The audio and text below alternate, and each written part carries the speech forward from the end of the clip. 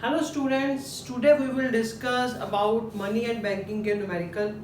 और उससे पहले मैं आपको एक ये बात बताना चाहूँगी कि जब आपको पेपर में पूछा जाता है कि मनी मल्टीप्लायर, ठीक है, कैलकुलेट करो, तो एक बात आपने ध्यान रखनी है कि मनी मल्टीप्लायर को आपने इन्वेस्टमेंट मल्टीप्लायर के साथ कंफ्यूज नहीं करना, ठीक है। क्योंकि बच्चे पढ़ते हैं मल्टीप्लायर पढ़ा बस, ठीक है, देखा, आगे ये देखा नहीं कि वो मनी मल्टीप्लायर है कि इन्वेस्टमेंट मल्टीप्लायर है, ठीक है, यानी कि डिफरेंट है। इन्वेस्टमेंट मल्टीप्लायर जो हम आगे जाके डिस्कस करेंगे अपने, उसको के से डिनोट किया जाता है, इन्वेस्टमेंट मल्टीप्लायर कैपिटल की, ठीक है। ये बात आपने ध्यान रखनी है। तो जो हमने आज डिस्कस करना है that is money multiplier. Clear? Money multiplier को क्रेडिट मल्टीप्लायर भी कहते हैं एंड डिपॉजिट मल्टीप्लायर भी कहते हैं। और ये होता कैसे है? Money multiplier is equal to, या ये जो भी है, 1/LRR, ठीक है। LRR मतलब लीगल रिजर्व रिक्वायरमेंट। क्लियर? जिसके आगे दो कंपोनेंट होते हैं आपके पास, CRR कैश रिजर्व रेशो और स्टैट्यूटरी लिक्विडिटी रेशो, इन दोनों को जोड़ के बनता है LRR। और LLRR और मनी मल्टीप्लायर का इनवर्स रिलेशन है। Higher the value of LLR और उसकी लेस आएगी, मनी क्रिएशन कम होगी, ठीक है, यानी का इनवर्स रिलेशन है। और जो आपके पास जो न्यूमेरिकल है, कुछ इसका फॉर्मूला खास नहीं है, छोटा सा है। आपको बस पता है कि जो money multiplier is equal to 1/LLR, या तो आपसे ये सीधा मतलब LLR की वैल्यू दे रखी होगी तो बोला जाएगा कि मनी मल्टीप्लायर कैलकुलेट करो, ठीक है। एक आपके पास ये फॉर्मूला बना, ठीक है। दूसरा आपके पास ये है कि टोटल डिपॉजिट कैसे निकलते हैं, हमने क्रेडिट क्रिएशन में किया था। Total deposit equal to money multiplier into initial deposit, ठीक है। इसमें आपको दो वैल्यू, या तो ये वाली कोई ये वैल्यू दे रखी होगी तो ये कैलकुलेट करो, या ये दोनों वैल्यू दे रखी होंगी ये कैलकुलेट करना है, यानी कि बिल्कुल इजी है। आपको बस दोनों फॉर्मूले आने चाहिए, ठीक है। और मनी मल्टीप्लायर को ही जो एनसीईआरटी में जो इन टर्म्स को मतलब क्या फॉर्मूला है, मतलब सेम थिंग है, यानी कि M/H। M यानी कि money supply divided by high powered money. Money supply क्या थी? Currency held by the public, ठीक है, जिसमें CC plus demand deposit with commercial bank plus जो आरबीआई के रिजर्व्स हैं, कैश रिजर्व्स विद आरबीआई जो होते हैं, अदर डिपॉजिट विद आरबीआई है, ठीक है ना। और उसको जब आप हाई पावर्ड मनी में क्या था? Currency held by public plus cash reserves with bank, ठीक है, उसको डिवाइड करते हो तो आपके पास मनी मल्टीप्लायर की वैल्यू निकल आती है, ठीक है। तो यानी कि अब आपके पास में कुछ न्यूमेरिकल की टर्म लिखी हुई है आपके पास, तो 3-4 न्यूमेरिकल है जिससे आपकी प्रॉब्लम सॉल्व हो जाएगी। फर्स्ट में आपको कह रहा है कि गिवन LLR, फर्स्ट न्यूमेरिकल है गिवन LLR 20% दे रखा है, तो कहता है मनी मल्टीप्लायर निकालो। हमें पता है money multiplier is equal to 1/LRR, तो यानी कि LLR दे रखे आपको 1/20%। ये बस ध्यान रखना, बच्चे यहाँ पे गलती कर जाते हैं, 20% है ये, ठीक है। 20% का मतलब आपके पास ये हुआ, यानी कि 20% है ये, ठीक है, मतलब 100 में से 20 है। तो जब आप इसको सॉल्व करोगे तो आपके पास आया 100/20, ठीक है, इक्वल टू 5, यानी कि मनी मल्टीप्लायर आपके पास कितना आ रहा है? 5। क्लियर? ये बस ध्यान रखनी है अपनी बात में, जब दिया होगा आपको LLR दैट इज परसेंट, यानी कि 0.20 भी कह सकते हो, 1/0.20 से भी ऐसे कैलकुलेट कर लोगे, वो भी एक ही बात है, 100/20 इज इक्वल टू 5, ठीक है। ऐसे एक सिंपल और मैं आपको बता देती हूँ, अगर आपके पास LLR पॉइंट्स में जैसे LLR इज इक्वल टू 12.5 है, यानी कि LLR इज इक्वल टू 12.5 है, ठीक है, 12.5% है, यानी कि आप इसको ऐसे लिख सकते हो फिर, यानी कि क्लियर, यानी कि 2 जीरो तो 100 की थी और 1 0 पॉइंट्स में है तो एक जीरो और लग गई, यानी कि इसके इक्वल टू आपके पास 8 आया, यानी कि मनी मल्टीप्लायर की वैल्यू यहाँ पे आपके पास 8 आ रही है। क्लियर?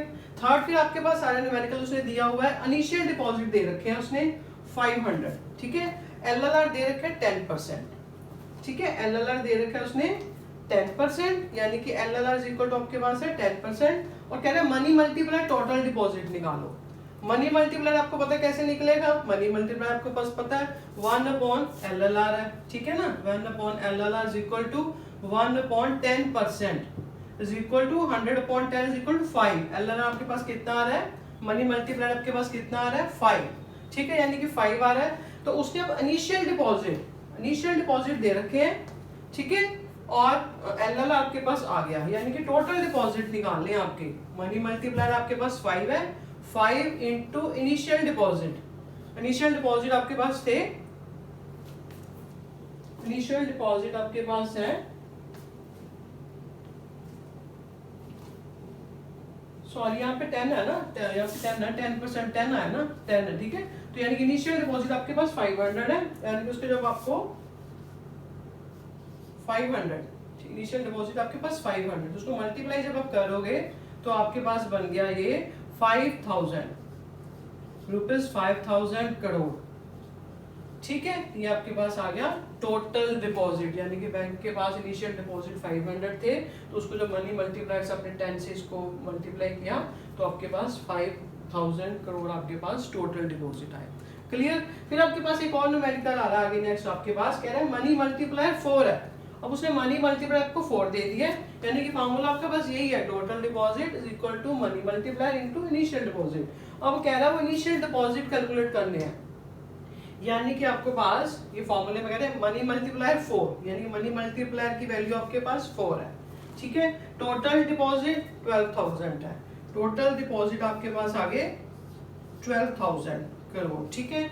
तो आपने ये इनिशियल डिपॉजिट को कैलकुलेट करना है, इनिशियल डिपॉजिट को कैलकुलेट करना है। आपके पास आ गया ये, यानी कि इनिशियल डिपॉजिट कितने आए आपके पास 12,000 डिवाइडेड बाय 4 जब आप करोगे, ठीक है, 4, यानी कि आपके पास इनिशियल डिपॉजिट आ गए 12,000 divided by 4 is equal to 3,000, यानी कि रुपीज 3,000 करोड़ जो आपके पास आ रहा है दैट इज इनिशियल डिपॉजिट, ठीक है। क्लियर। यानी कि सिंपल सा फॉर्मूला है, ये दे रखा है, ये दे रखा है, कुछ भी कैलकुलेट करना है आपने, तो आपको जब क्लियर है तो यू कैन इजीली कैलकुलेट, ठीक है। फिर आपके पास एक छोटा सा न्यूमेरिकल और आ रहा है, कह रहा है इनिशियल डिपॉजिट आपको दे रखे हैं 200 करोड़, ठीक है।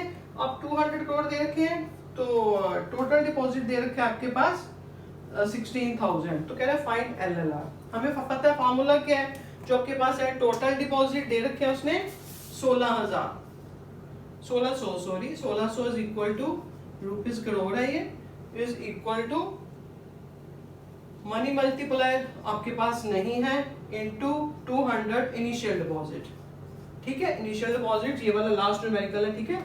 इनिशियल डिपॉजिट तो आपके पास मनी मल्टीप्लायर की वैल्यू कितनी आई 1600 डिवाइडेड बाय 200 यानी कि 8, ठीक है। 1600 को जब 200 से डिवाइड करोगे तो आपके पास मनी मल्टीप्लायर आ गया 8 मनी मल्टीप्लायर आया। तो अब आपने फाइंड एलएलआर कैलकुलेट करना है। आपको पता है मनी मल्टीप्लायर जो आपके पास है, money multiplier is equal to 1 upon LLR, ठीक है। एलएलआर है तो आपके पास एलएलआर कितना है 8 है, ठीक है। यानी कि आपके पास money multiplier is equal to 1 upon 8, ठीक है।